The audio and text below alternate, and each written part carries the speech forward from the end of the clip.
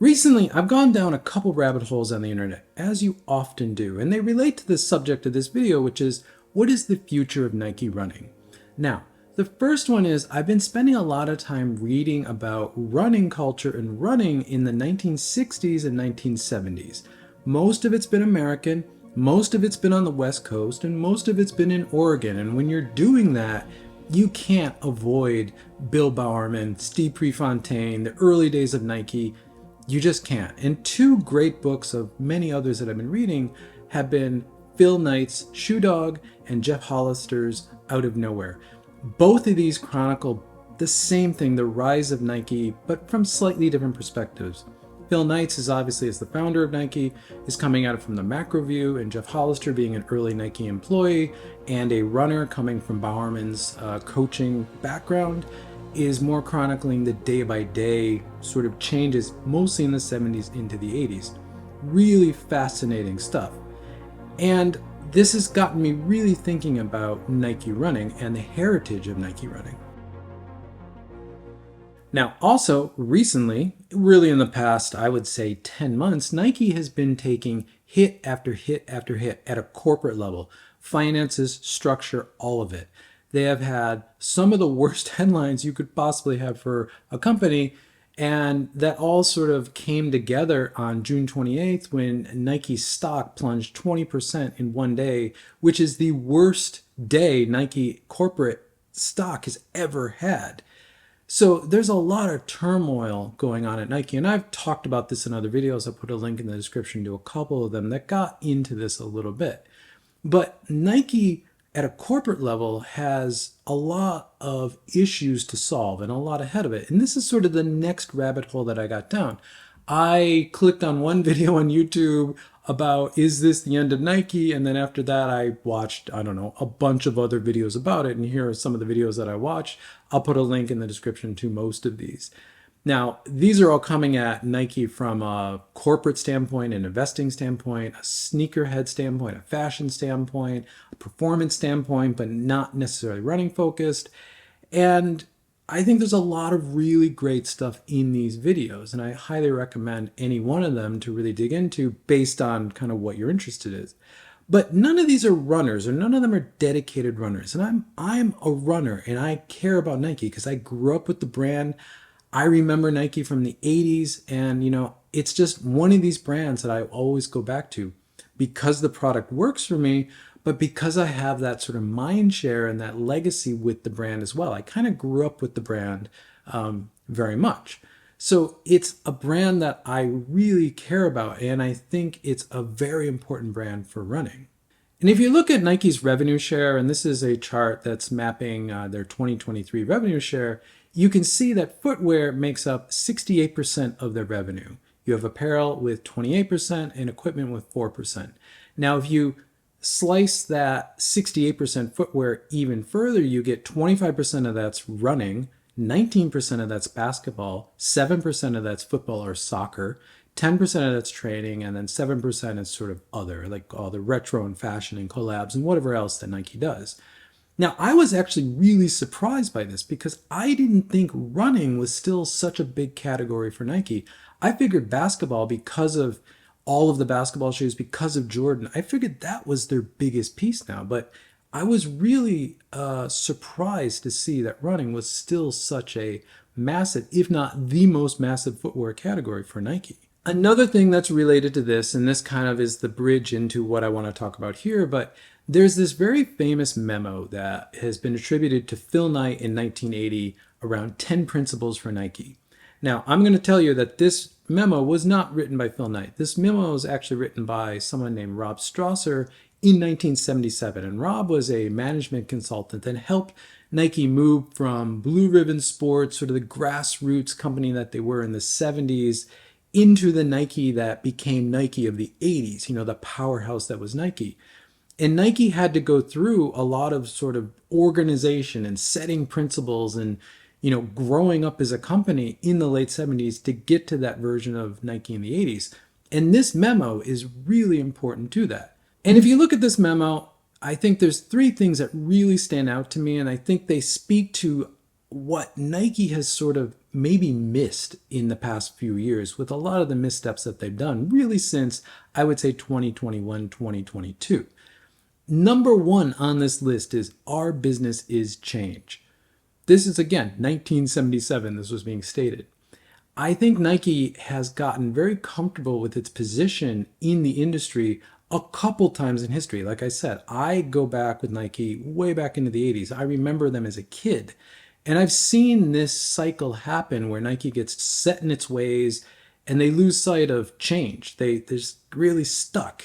And I think they're at one of these points right now, especially with running. Number two here is we're on the offense all of the time. That's the second point on this memo. And again, I think Nike has lost sight of this, that once they get too comfortable and set in their ways, they go off the offense. Nike has been known as a very confrontational company. The marketing has always been in your face. It's been celebrating performance in the athlete and excelling and all of that. And for the past couple years, it's not really been celebrating that. It's been celebrating some other things. And, you know, there's a whole conversation about that, which I don't really want to get into. I'm sure people will in the comments, though. But Nike has lost sight of, like, they are constantly on the offense. And what has made Nike marketing in particular, which is right up there with Apple as far as marketing. In fact, Steve Jobs often looked at Nike and how they did things to really define where Apple's marketing really went over the years. And, you know, people look at Apple marketing as sort of the gold standard. Well, a lot of that comes from what Nike did. And our businesses change and we're on the offense all of the time are two key things that Nike never lost sight of until recently. And lastly, on this memo, number 8 is a bullet entitled Dangers. And I think this is really, really telling because it kind of speaks to a lot of where Nike is right now. Dangers, bureaucracy. Well, that's kind of what Nike's struggling with right now. They just have too much bureaucracy. A couple years ago, they restructured around product categories. That helped, but still, there's just a lot of bureaucracy. They cannot move as fast as they used to. And that's sort of the big macro problem they're in right now is they may be trying to turn the ship, the battleship, but the battleship turns really slowly. It's not like a little raft where they can just turn it and go another direction instantly like a smaller company could. They've got to take time to move there. Bureaucracy is a big step in that. They have a lot of bureaucracy. Personal ambition. Speaks really closely to, I think, the founding days of Nike, but I'm sure some of this bureaucracy speaks to personal ambition, getting ahead of maybe what's best for Nike. You know, that's probably a whole other subject at a corporate level. Energy takers versus energy givers. Really 70s language there, but still, I think that speaks to, you know, really focusing on getting rid of bureaucracy, putting what's best for Nike ahead of what's best for you or your career. I think that's another key thing. Knowing our weaknesses. Again, I think Nike has lost sight of their weaknesses. They definitely have them as a corporate company, but I think they've lost sight of really how much those can hurt them. And don't get too many things on the platter. I mean, I think Nike's just got too many things in too many places and there's too focused and spread too thin. I think they need to really retool and really double down on what made Nike all of these years. What does this mean for runners, though? What does this mean for Nike running? What is the future for Nike running? Well, I think there's 4 things I really need to kind of go back on and double down on that I think they really lost sight of. And the first one is reclaiming that running heritage. Now, this is a really interesting one for me because I think a lot of younger consumers that maybe want to get into running, and by younger consumer, I mean really anyone under 30, maybe 35 here. When they think of running and running footwear, I don't think Nike's even in the top 5 of what they're looking at. Definitely not the top 3. They're looking at other brands, Hoka, On, bunch of other brands. Because I think the perception of Nike is more fashion. It's apparel, it's streetwear, it's Dunks, it's Jordans, it's collabs with whatever celebrity. It's not performance footwear anymore. It's not the Nike of the 70s and 80s where it was really athlete focused, celebrating the performance and the athletic, you know, hardships that athletes go through and making the best footwear for those athletes. Even with more seasoned non-elite runners who actually know running quite well, maybe some of you watching this channel, I also don't think a lot of people know Nike was founded as a running company. Everything else that Nike does came after running. Nike, for really their first 5 years, was running focused almost exclusively, a little basketball, a little football, like American football, but mostly running. I would say 90% of Nike was running. So Nike really needs to reclaim this running heritage. Now, again, going back to those younger consumers looking to maybe get into running, again, I don't think they think of Nike as where to look, because again, Nike means all sorts of other things, not performance running shoes or not running shoes at all. And in fact, I think a lot of people would be surprised to even know that Nike made running shoes, or specifically made running shoes that weren't just like casual running shoes or just kind of like general athletic shoes, because I think it's so hard to tell. And runners who have been very active in running for a long time, who maybe own Vaporflies and Alphaflies and probably watch content on this channel and channels like it, again, I think they've lost sight of where Nike comes from. And I think Nike's lost sight of where Nike's come from. Nike needs to really reclaim their running heritage. As Jeff Hollister would put it in his book Out of Nowhere, Nike's heart and soul is the culture of running. And that was well into the 70s, into the 80s. And I think Nike needs to just double back down on that, because I just don't see Nike ever really talking about this or ever really claiming this. And whether that's broadly marketed to Nike as a whole, or really that story is told to runners, I don't know where you start, but I think you really need to tell that story. And Nike has definitely lost sight of this. Now, the next one I have a bit of mixed feelings on, but I do see where Nike needs to do this, and that's reestablishing retail relationships. Now, when John Donahue joined as the CEO a few years ago, he comes from companies like eBay, and he really doubled the company down on direct to consumer. And again, this is coming out of 2020 and COVID and all of that stuff, but he doubled the company down on direct to consumer, whether that was through Nike.com or Nike branded stores. And while I want that, because I want to be able to go to Nike.com and buy what I want or need at any point, or go into a Nike store, I don't want to have to go through third parties. He put all the eggs in that basket, and I don't think that's the best approach, because all those relationships that Nike had with retail partners over the years were all sidelined. A lot of them were canceled. They were treated very poorly. Not great. They put all the eggs in one basket. I think they need to spread that out.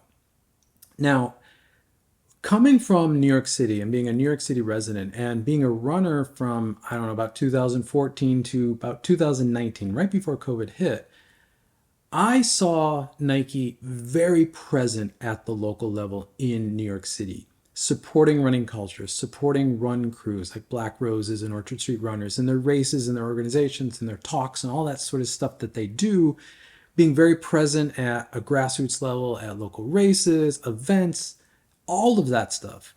Also at a retail level, I lived in Brooklyn, and Brooklyn Running Company was my local sort of running shop. You would go into Brooklyn Running Company and Nike would be up there on the shoe wall with everyone else. And I think I was a bit unique, but when I would travel to LA or Tokyo or something like that, I would see the same thing. So in major markets, Nike still maintained that. But again, that all changed in 2020. I do think they need to go back to that. I do think they need to reestablish these relationships with these retailers. I think they need to get their product up on the shoe walls in local running stores, whether they're local mom and pops or, national chain running stores. And they need to do better with that. Now, what's interesting here as well is that Nike Trail is actually very good at this, about establishing relationships with retail partners, local running culture, really being good with local mom and pop retailers, and just being really receptive to that. So obviously internally, Nike can do this, and they already have a team that's doing really well with this. And that's a lot of what has grown Nike Trail over the years, especially in the past couple of years. So Nike can do this. But again, I don't think they need to go all one direction. I just think they need to spread this out. I want to see them continue .com. I want to see them continue their stores. And I want to be able to go into really any other retailer or go to retailer.com and find Nike products as well, a full selection of them. Now, this next one is a bit of a pet peeve of mine, but it's innovation. Nike isn't innovative. I hear this all the time. And in fact, a lot of the videos that I watch going down that rabbit hole, I also heard this. Nike isn't innovative anymore. Well, let's talk about innovation. Now, I'm a product designer. This channel's focused on the product design perspective of running shoes, and I've dealt with innovation a lot in my career. And I'm oversimplifying this, but there's kind of two ways of looking at innovation. You can have what's called a moonshot style innovation. That's something like the Vaporfly 4%, the Apple iPhone, things that change the paradigm overnight. Those don't come every generation, year after year after year. You can also have iterative innovation, where you take a foundational product like the iPhone and you iterate on it slowly over each generation, where it fundamentally doesn't change the paradigm, but over many generations, you get to a much better product, a much more innovative product that solves the user's needs much more. Now, I think if you look at Nike and you look at the current state of running, which is very trend driven, very fad driven, and we're definitely in a phase of, or a fad of, max stack everything, super trainer this, tech everywhere, even if you don't need it. And Nike has not been really responsive to that. And I think there's a double-sided coin here where to your average consumer, Nike's not innovative. They're not keeping up. They're not, not putting enough into their products. And I can see that perspective. I don't agree with it, but I can see that perspective because if you look at the Nike running line, there aren't necessarily products that fit all of these sort of trendy fad categories right now. There is a max stack shoe, the Invincible or the Vomero. They don't really have a super trainer, though it seems like later this year with the Zoomfly 6, they may, or the Peg Plus may be that super trainer. But Nike is still innovating and continuing their product development, even at the trainer level, which is where they get slammed all of the time. Because even people who don't like Nike will admit that Nike race shoes, the Vaporfly, the Alphafly, are very innovative, still top tier, really still pushing the industry, even though everyone else is basically caught up, some brands better than others. But at the trainer level, I would say Nike has been very innovative over the years. In fact, all of the trends that we currently have in running right now, except for maybe the max cushion thing, Nike is responsible for. The whole super trainer thing, that starts with the Zoomfly. Maybe the Pegasus Turbo 1 and 2 also could say that. That came to real fruition with the Nike Tempo. I made a video all about that, where it comes from. Saucony had a lot to do with that as well. It's not all Nike, but it originates from Nike. Taking performance foams, super foams, and putting them into trainers. Nike did that way before anyone else did, and now every brand has a super foam as a trainer. Yes, I know there's some preferences that some people like these, modern trainers more than what Nike's putting out there. But, I think some of those more modern trainers from Nike are coming down the line. But innovation is just a really tricky thing because I do think Nike is a very innovative company. And I think a lot of where we are in running right now is because of what Nike started in 2017 with the Vaporfly. As I've talked about in other videos, I do think there's a shift coming. And I think Adidas in the Evo 1 showed where that's going next. But if you look at the Evo 1, is it innovative? There's fundamentally nothing really new in that shoe. It's just how Adidas really fine-tuned and really focused in on what was going to make the ultimate race shoe. And they went with lightweight and responsiveness. And they made an excellent product, which I think caught Nike off guard. Even though the Alphafly 3 is an excellent shoe, I think the Evo 1 really caught them off guard. So I do think we're going to see some more innovation from Nike. In fact, I think Nike Running's upcoming restructuring along the lines of the core silhouettes and the going into tiers for those silhouettes. Again, I made a whole video about this, link in the description, but really doubling down on the structure of the Pegasus and the Vomero and then having a standard, plus, and premium level to each one of those. And Nike talking a lot about in the spring about their new upcoming innovation super cycle, which is going to go on for a couple years. I think Nike's giving themselves the structure to innovate, to make shoes that look like running shoes. If, to my first point, an average consumer, a younger consumer wants to get into running and they go look at their peer network, they're talking about Hoka and On and whatever other brands, and they go check out Hoka, and Hoka looks like a running shoe because it's got a lot of foam in it, looks really comfortable, looks really soft, looks really cushy. That's what you want in a running shoe, right? Well, whether that's innovative or not, and I'm not saying Hoka isn't innovative. They're doing some really crazy things with the CLOX1, a lot of their plates, foams, all of that stuff. But What is selling for Hoka are Cliftons and Bondis. Not the most innovative shoe. That looks like a Hoka has looked for, 12 years now. So I think this new structure gives Nike a place to keep the standard shoe, something like the Pegasus, which the Peg 41 I think is an excellent shoe, and it's doubling down to what the Pegasus is. And I'm glad Nike's continuing to leave the Pegasus alone and keep the Pegasus the Pegasus. But the Peg Plus allows Nike to bring back the Turbo, this shoe that everyone seems to love. We'll see if this lives up to the hype, but like that gives them the ability to do that, to do maybe a more performance-oriented Pegasus without getting rid of the classic peg that runners like me want.